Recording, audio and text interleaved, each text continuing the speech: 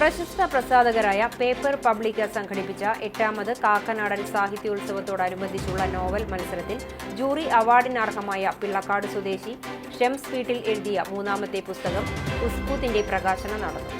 ആത്മവിലാസം, ഗന്ധകഭൂമി എന്നീ പുസ്തകങ്ങൾക്ക് ശേഷമാണ് പ്രവാസി എഴുത്തുകാരനായ ഷംസ് ഉസ്കൂത്ത് എന്ന നോവൽ എഴുതി വായനക്കാരുടെ കൈകളിലെത്തിക്കുന്നത്. തിരുവനന്തപുരം പ്രസ് ക്ലബ്ബിൽ നടന്ന ചടങ്ങിൽ റവന്യൂ മന്ത്രി കെ രാജന്റെ സാന്നിധ്യത്തിൽ പ്രശസ്ത എഴുത്തുകാരൻ കെ.വി. മോഹൻകുമാർ പുസ്തകത്തിന്റെ ആദ്യ പ്രതി നടനും നോവലിസ്റ്റുമായ അസീം പള്ളിവിളയ്ക്ക് നൽകി പ്രകാശനം നിർവഹിച്ചു. ചടങ്ങിൽ വെച്ച് കാക്കനാടൻ സ്പെഷ്യൽ ജൂറി പുരസ്കാരം കെ.വി. മോഹൻകുമാറിൽ നിന്നും ഷംസ് വീട്ടിൽ ഏറ്റുവാങ്ങി. ഗുരുവായൂരിനടുത്ത് പിള്ളക്കാട് സ്വദേശിയും പ്രവാസി എഴുത്തുകാരനുമാണ് ഷംസ് വീട്ടിൽ.